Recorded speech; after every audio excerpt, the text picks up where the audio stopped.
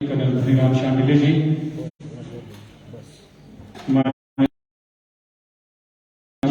माननीय राजस्व मंत्री श्री जगत सिंह नेगी जी, माननीय शिक्षा मंत्री श्री रोहित ठाकुर जी, माननीय ग्रामीण विकास एवं पंचायती राज मंत्री श्री अमित सिंह जी, उपस्थित माननीय सीपीएस महोदय, सभी माननीय विधायकगण, माननीय मुख्यमंत्री के हिमाचल प्रदेश सरकार के 1,36,000 कर्मचारियों ने अपने परिवार के भविष्य को सुरक्षित करने के लिए ओपीएस बहाल करने का संघर्ष तेज कर दिया है।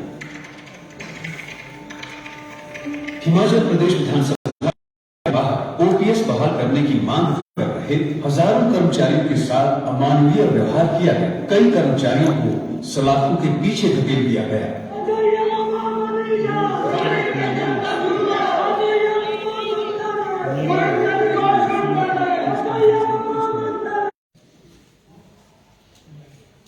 मैं सुखविंदर सिंह सुक्खू ईश्वर की शपथ लेता हूँ। सुखविंदर सिंह सुक्खू की अध्यक्षता में प्रदेश सचिवालय में आयोजित प्रदेश मंत्रिमंडल की पहली बैठक में ही राज्य सरकार ने कर्मचारियों के लिए ओपीएस एक प्रदेश के कर्मचारियों और जनता को जो तोहफा दिया है, आज सच में ही सुखविंदर सिंह सुक्खू प्रदेश में एक सच्चा राय है और इसके लिए प्रदेश का समस्त कर्मचारी वर्ग उनको नायक मानते हुए उनका आभार प्रकट करता है, धन्यवाद प्रकट करता है और हमेशा के लिए उनका रेडी रहेगा। आदरणीय मुख्यमंत्री सुखविंदर सिंह जी, हमारे आपका दिल से धन्यवाद करते हैं क्योंकि आज आपने हमारे समाज सुरक्षा जो है बेशक कि मैं सरकार का बहुत धन्यवादी हूँ, माननीय हमारे मुख्यमंत्री सुक्खू जी का, जिन्होंने हमारी जो पुरानी पेंशन को बहाल करने के लिए जो निर्णय लिया है, तो मैं सरकार का बहुत आभारी हूँ। आशा करता हूँ कि जो रिटायर्ड लोग हैं वो अपना जीवन जो है ठीक ढंग से यापन कर सके। मेरा नाम रीना शर्मा है। मैं गाँव वाड़ी जिला हमीरपुर से हूँ। मेरे पति सरकारी सेवा में कार्यरत हैं। आज माननीय मुख्यमंत्री श्री सुखविंदर सिंह सुक्खू जी ने पुरानी पेंशन योजना बहाल की है। पुरानी पेंशन योजना के लागू होने से मेरे पति के रिटायरमेंट के बाद मेरे परिवार का भविष्य सुरक्षित रहेगा। इसके लिए मैं माननीय मुख्यमंत्री श्री सुखविंदर सिंह सुक्खू जी का परिवार सहित कोटि-कोटि धन्यवाद करती हूँ। मेरे पति सरकारी विभाग में कार्यरत हैं। रिटायरमेंट पेंशन का पहले कोई प्रावधान नहीं था, लेकिन अब कांग्रेस सरकार ने पुरानी पेंशन बहाल कर दी है, जिससे हमारे बुढ़ापे का जीवन सुरक्षित व सुखमय हो गया है। नहीं, वो फ्रेम से एक्चुअली हमारे ऑपोजिट है, जहाँ हमारे कैमरे लगे हुए हैं ना, श्री सुखविंदर सिंह सुक्खू जी। हाँ, वो उसके बैक साइड भी लगी है वहाँ पे ना। नमस्कार, मैं शिवानी शर्मा। मेरी सूचना एवं जनसंपर्क विभाग की एक छोटी सी प्रस्तुति हमारे मध्य संजय अवस्थी जी और सम्माननीय मुख्य सचिव महोदय श्री प्रबोध सक्सेना जी भी यहाँ पर उपस्थित हैं। आपका भी बहुत बहुत स्वागत है। और अब हमारा विनम्र आग्रह रहेगा हमारे माननीय मुख्यमंत्री परमादरणीय श्री सुखविंदर सिंह सुक्खू जी से अपनी बात रखने के लिए। माननीय मुख्यमंत्री महोदय। हमारे सूचना एवं प्रसारण सीपीएस संजय अवस्थी जी, सभी सम्मानित पत्रकार बंधु, आप सबको लोहड़ी की बहुत बहुत शुभकामनाएं। कांग्रेस ने चुनावों से पहले एक वादा हिमाचल प्रदेश के सरकारी कर्मचारी और अधिकारियों से किया था और कहा था कि अगर कांग्रेस पार्टी को हिमाचल की जनता सत्ता में लाती है तो हम अपने सरकारी कर्मचारी और जो सरकारी अधिकारी हैं जिन्होंने हिमाचल प्रदेश में विकास की गाथा लिखी है, उनको हम ओल्ड पेंशन स्कीम के तहत लाएंगे। 1 महीने के बाद हमारी कैबिनेट का एक्सपेंशन हुआ और हमने जो वादा किया था कि पहली कैबिनेट, आज हमारी पहली कैबिनेट हुई जिसमें मंत्रिमंडल ने यह फैसला किया कि जितने भी सरकारी कर्मचारी और अधिकारी हैं जिन्होंने प्रदेश में विकास की नई सीमाएं लिखी हैं, नए आयाम स्थापित किए हैं, उन सबको तकरीबन 1,36,000 के करीब ये सरकारी कर्मचारी हैं जिनको ओल्ड पेंशन स्कीम का लाभ आज से मिलना शुरू हो गया। इसकी नोटिफिकेशन फाइनेंस डिपार्टमेंट आज या कल में कर देगा और निश्चित तौर पर हम कह सकते हैं कि जितने भी हमारे 1,36,000 कर्मचारी, चाहे वो बोर्ड्स के हैं, चाहे वो निगमों के हैं या कॉर्पोरेशन के हैं, जो भी पेंशन के तहत आते होंगे उनको ओल्ड पेंशन स्कीम के तहत लाया गया है। ये कांग्रेस पार्टी की पहली गणितीय योजना थी जिसमें श्रीमती प्रियंका गांधी जी ने सोलन में उस समय सरकारी कर्मचारी जो शिक्षक वर्ग के कर्मचारी थे डीसी ऑफिस के पास बैठे थे, मैं और मुख्यमंत्री महोदय मुकेश अग्निहोत्री जी के साथ गए। वहां हमारी नेता श्रीमती प्रियंका गांधी जी ने भी कहा था कि पहली कैबिनेट जब होगी तो हम ओल्ड पेंशन स्कीम को लागू करेंगे। तो सभी सरकारी कर्मचारी अधिकारियों को लोहड़ी का ये तोहफा हिमाचल प्रदेश की सरकार की तरफ से उन्हें दिया गया है। 1,36,000 जो कर्मचारी हैं आज लोहड़ी खूब धूमधाम से मनाएंगे। ये हमारा न्याय संगत फैसला है। इस फैसले में अड़चने काफी आई, लेकिन हमने फैसला किया कि हमें सामाजिक सुरक्षा और मानवता की दृष्टि से इस पेंशन को लागू करना चाहिए। फैसला करते हुए काफी चुनौतियां आई और काफी वित्तीय बोझ का इस पर असर पड़ा। लेकिन जब हमने आकलन किया कि पिछली सरकार ने हमें हमारी झोली में क्या डाला, आकलन करने के बाद पता लगा कि जो सरकारी कर्मचारी अभी सरकार में काम कर रहे हैं, नहीं मेरा ये कनेक्ट हो गया सर मेरे वाला से, और जो सरकारी कर्मचारी रिटायर हो चुके हैं,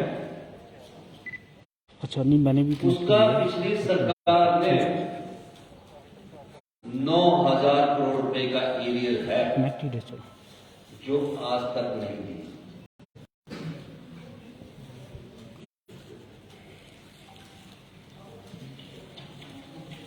उसका एग्जैक्ट फिगर मैं आपको बताना चाहता हूं।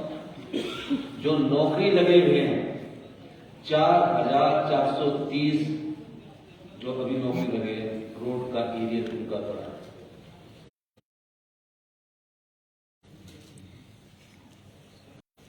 तो पिछली भारतीय दिएगा यही नहीं, 9 संस्थान खोल दिए गए। अगर इन संस्थानों का खर्चा जोड़ दिया जाए, ये संस्थान कैसे खुले? 380 के करीब primary, middle, senior secondary school खोल दिए गए। 23 के करीब कॉलेजों में एक टीचर के कॉलेज खोल दिए गए। इलेक्ट्रिकल डिवीजन खोल दिए गए, आईपीएच के डिवीजन खोल दिए गए। और ये कब खोले? अगर अपने सरकार के प्रथम वर्ष में खोलते अच्छी बात है, द्वितीय वर्ष में खोलते और अच्छी बात है। का फायदा उठाऊंगा। ऐसा काम ना तो प्रथम मुख्यमंत्री यशवंत सिंह परमार जी थे, डॉक्टर रामलाल जी थे, वीरभद्र सिंह जी थे, शांता कुमार जी थे, ध्रुव जी थे। 75 साल जहां जरूरत होगी नीड बेस हम संस्थान जो है उनको खोलेंगे। 11,000 करोड़ का तो देना ही है। ये 5,000 करोड़ तो उन संस्थानों को चलाने के लिए आना था जहां हमें कड़ा फैसला लेना पड़ा, और हमने फैसला कड़ा लिया, जिसमें हमारे उप मुख्यमंत्री मुकेश अग्निहोत्री जी, हम कैबिनेट और सभी विधायकों ने विधायक दल की बैठक में फैसला लिया हमारे क्षेत्र में कई जगह ऐसे हैं, जो हमारा पुराना संस्थान था वो भी खराब हो गया, 2 आदमी वहां से शिफ्ट कर दिए और नया संस्थान भी नहीं चला, पुराना नहीं चला। इन सब समस्याओं के बावजूद हमने फिर सबसे बातचीत करने के बाद फिर हम कर्जे पर आ गए कि डबल इंजन की सरकार। जब कर्जा पता लगा तो 75,000 करोड़ का कर्जा हिमाचल प्रदेश की जनता पर चढ़ा हुआ है। ये कैसे सरकार चला रही थी? कैसा इनका मंत्रिमंडल था? आज इन्होंने संस्थानों के खर्चा तो 91,000। ये इस प्रकार की सत्ता हमें छोड़कर चले गई। फिर भी इन सब आर्थिक कठिनाइयों के बावजूद हम अपने संसाधन बनाने की तरफ आगे बढ़ रहे हैं। हम प्रदेश की जनता से अपील करना चाहते हैं, प्रदेश के सरकारी कर्मचारी और अधिकारियों से अपील करना चाहते हैं, समय के अनुसार हमें बदलना पड़ेगा। हम हिमाचल की जनता पर आने वाले समय में कर्ज का बोझ ढाकर आगे नहीं जा बढ़ सकते। हिमाचल सुंदर प्रदेश है, इसलिए हमें आने वाले समय में कुछ और कड़े फैसले लेने पड़ेंगे, क्योंकि व्यवस्था को सुचारू रूप से चलाने के लिए कड़े फैसले लेने की जरूरत है। और उसमें हम पत्रकार बंधुओं का भी साथ चाहते हैं, हिमाचल की जनता का भी साथ चाहते हैं। फैसला समाज के और प्रदेश के हित के लिए। ये बात हम इसलिए कह रहे हैं कि जब फैसला लेना होता है और जो वादा किया होता है, वो कांग्रेस की नीति भी साफ थी, नियत भी साफ थी। अभी तो पहला विधानसभा सेशन हुआ, हमसे पूछते थे कब वो ओल्ड पेंशन स्कीम लागू होगी।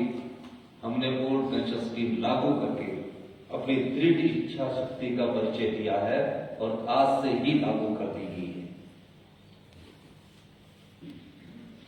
और देखिए, दिन रात मैं अधिकारियों का भी धन्यवाद करूंगा। ये वही अधिकारी है जो उनके समय में थे, लेकिन हमने सोच को बदला। दिन रात मेहनत करने के बाद हमने बोला कि जो एनपी जिनको पेंशन नहीं मिलती उनका जो पैसा कंट्रीब्यूशन है, जो 14% हम देते हैं और 10% एम्प्लॉय से लेते हैं, वो कितना बनता है। पता लगा 8,000 करोड़ रुपया केंद्र सरकार के पास इन सरकारी कर्मचारियों का जमा हुआ है। हमने पत्राचार किया कि आप हमें इसको दीजिए। वो कहते हैं हम सरकार को देने के नहीं चाहते, हम बाध्य नहीं है। कोई इंडिविजुअल व्यक्तिगत तौर से मांगेगा तो उसको बाध्य मान सकते हैं, वो भी सोच विचार करें। सरकार को नहीं देंगे 8,000 करोड़ रुपया। लेकिन फिर भी हमने इन सब समस्याओं को पार करते हुए फैसला किया कि हमारे सरकार का दृष्टिकोण स्पष्ट है और हम पहले ही कैबिनेट में अपने सरकारी कर्मचारियों को, जिनको 1,36,000 कर्मचारियों को लोहड़ी के इस शुभ अवसर पर यह तोहफा देना चाहते हैं। और आज हमने उनको तोहफे के रूप में ये पेंशन योजना देकर और पेंशन स्कीम उनको दी। दूसरी, हमने कहा था अपनी घंटी योजना कि हम सुधार के साथ आगे बढ़ेंगे और हमने फैसला किया कि हिमाचल प्रदेश में आधी से अधिक महिलाएं हमारे जनसंख्या में है। अब उनको हमने वादा किया था कि 1,500 रुपया हम मासिक पेंशन उनको देंगे। अब 1,500 रुपये मासिक पेंशन के लिए हमने वादा किया। आज पहली ही कैबिनेट में यह भी फैसला ले लिया गया कि 1,500 रुपया मासिक पेंशन दी जाएगी और एक सब कमेटी धनीराम शांडिल जी के नेतृत्व में जगत सिंह नेगी जी और अमरूद सिंह जी के नेतृत्व में बनाई गई है, जो 30 दिन के भीतर चंद्र कुमार जी के नेतृत्व में बनाई गई है। शांडिल जी, चंद्र कुमार जी और अमरूद सिंह जी, जो 30 दिन के भीतर हमें किस प्रकार इस पेंशन योजना को लागू करना है वो लागू कर दी जाएगी। योजना को लागू करने के खाका तैयार किया जाएगा, वो हम लागू करने के लिए भी बाध्य हैं, क्योंकि वो हमारी गारंटी योजना में है। तीसरा, एक और हमने वादा किया था कि हम 1 लाख रोजगार के अवसर पैदा करेंगे। हमने आज ये फैसला किया कि हिमाचल में युवा दर बदर बढ़ता है, क्या कौन से ऐसे रोजगार के साधन पैदा किए जाएं सरकारी क्षेत्र में, उस दृष्टिकोण से हम आगे बढ़ने की कोशिश करते हैं। हम वैसा रोजगार नहीं देना चाहते कि जहां पेपर पहले लीक हो जाता है, पेपर बिक जाता है और लोगों को रोजगार दे दिया जाता है। हम ऐसा रोजगार देना चाहते हैं जहां पारदर्शी रोजगार नीति है। इस दृष्टिकोण से भी हम कार्य करते हैं और मेरिट को उपेक्षा न की जाए। इस दृष्टिकोण से हमने एक और कैबिनेट सब कमेटी का गठन किया है, जो श्री हर्षवर्धन चौहान जी, जगत नेगी जी और रोहित ठाकुर जी के नेतृत्व में 30 दिन के, यानी कि आज 13 है, 13 फरवरी तक कैबिनेट में अपनी रिपोर्ट को सबमिट करेंगे।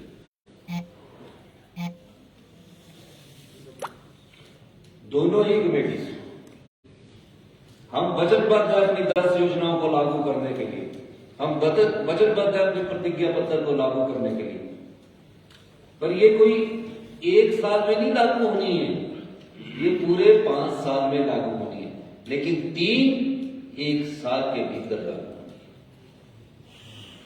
एक तो लागू आज होगी, बाकी की 2 ओल्ड पेंशन आज लागू होगी, बाकी की 2 1 महीने के बाद भी लागू होनी है। ये हमारी सरकार की वचनबद्धता है, ये हमारे सरकार की कार्य करने की प्रणाली है। हम चाहते हैं कि तीव्र गति में फैसले हो और जो चीज करने की है उसको किया जाए। मैं अपने सभी अधिकारियों का भी धन्यवाद करना चाहूंगा कि दिन रात मेहनत करके कहां से क्या योजना लानी है, कहां से रिसोर्स पैदा करने हैं, उस दृष्टिकोण से भी हमारी सरकार आगे बढ़ रही है। और हिमाचल की जनता को हम इस लोहड़ी के पर्व अवसर पर यह कहना चाहते हैं कि हम ईमानदार शासन और जानवर प्रशासन की ओर आगे बढ़ रहे हैं। हमारा लक्ष्य हिमाचल की जनता का सेवा करना है। इस दृष्टिकोण से हमने बार बार कहा है, हम सत्ता नहीं व्यवस्था परिवर्तन के लिए आए हैं। आपने मेरी बात सुनी, आपका बहुत बहुत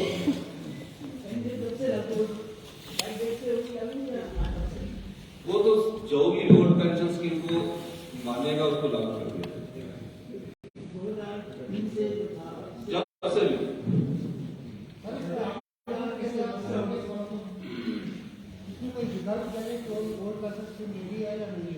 नहीं, वो तो ऑप्शनल हो, अगर उनकी मर्जी है, हमने तो ओल्ड पेंशन स्कीम लागू कर दी। सुपू जी,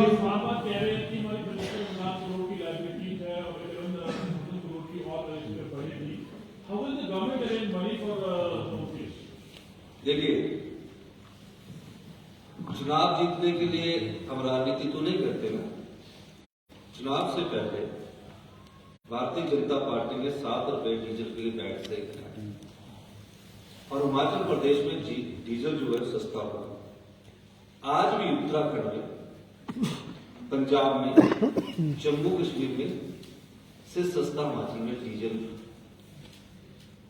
उपलब्ध है। सस्ता आज हमने 3 रुपए, 7 रुपए में से 3 रुपए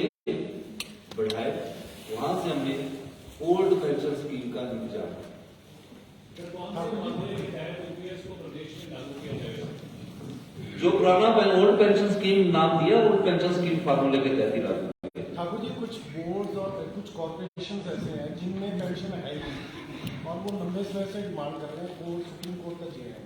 ऐसा बोर्ड और कारपोरेशन जब आएंगे तब उनके साथ बातचीत करके कर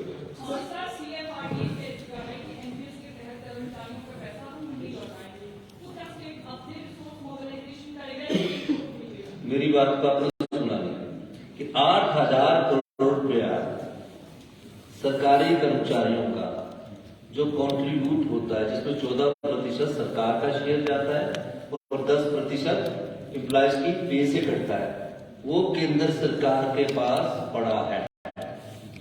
केंद्र सरकार 8,000 करोड़ है उनका, जो उनकी पे से हर महीने कटता है।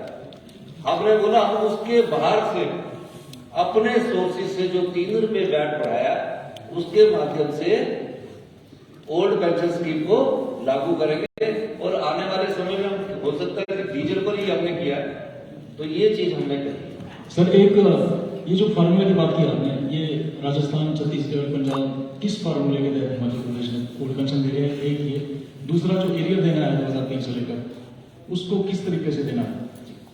अब एरियल का तो अभी हमें 2-3 साल के समय में रिसोर्सेज पैदा करने पड़ेंगे। जैसे रिसोर्सेज अगर 6 महीने में पैदा हो जाते हैं, 4 महीने में होते हैं, साल में पैदा होते हैं, 2 साल में पैदा होते हैं, उस व्यवस्था पर भी हम काम कर रहे हैं। जो 3 साल में होते हैं एरियल हम देंगे, लेकिन अभी इमीडिएटली हमारे पास एरियल का पैसा देने के लिए पैसे नहीं है। लेकिन मैं ये कह सकता हूँ फार्मूले हमने सभी का स्टडी किया और छत्तीसगढ़ के फार्मूले के आधार पर अपना हिमाचल प्रदेश का जो बेस्ट फार्मूला था उसको लागू किया। सर, मेरा सवाल ये है कि ओपीएस देने से प्रदेश सरकार को कितना बोझ पड़ेगा? साल का मेरा ख्याल है कि अभी ओपीएस देने के लिए इस साल तो मेरे को 800-900 करोड़ करेगा, अगले साल आने वाले समय में ज्यादा बोझ पड़ता है। सर, तीन क्वेरीज हैं छोटी छोटी, और क्वेरीज का मतलब सिर्फ इतना है कि जो मैसेज है वो आगे बिल्कुल क्लियर जाए। जैसे आपने कहा कि आज से लागू हो गई है ओल्ड पेंशन, तो इसका मतलब ये हुआ कि जो एनपीएस में हम कंट्रीब्यूशन दे रहे हैं उसको हम बंद कर रहे हैं, जो भारत सरकार में जा रही है। तो क्या उसका जो कॉर्पस है वो अलग बनेगा, क्रिएट होगा जो ओल्ड पेंशन देने के लिए? और दूसरी बात, जो 2003 से लेकर अब तक रिटायर हो चुके हैं, 12,000 या 13,000 के आसपास फिगर है, उनके पास क्या ऑप्शन है कि वो अपना पैसा सरेंडर करना चाहें तो ओल्ड पेंशन मिल जाएगी? और तीसरा सवाल इसमें एक और है कि जो अभी लोग हैं उनका जीपीएफ अकाउंट कब से हम एक्टिवेट कर रहे हैं जो प्रेजेंटली सर्विस में? एक मैं आपने 3 सवाल पूछ लिए, क्वेरीज नहीं की, सवाल नहीं पूछ लिए, लेकिन मैं 4 चीज कहना चाहता हूँ। आप इंतजार कीजिए, सब चीजें आपके सामने क्रिस्टल क्लियर होकर आएगी और निश्चित तौर पर मैं कह सकता हूँ कि जो हमने कहा, जब हमारी नीयत साफ है तो नीति भी साफ होगी। बहुत बहुत धन्यवाद। सर, बहुत आभार।